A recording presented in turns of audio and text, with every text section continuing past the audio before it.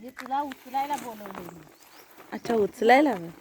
आता एवढ्या टायमात कोण नाही ना. मी येते थांबा. एवढं शूट करू दे मला. आता लोक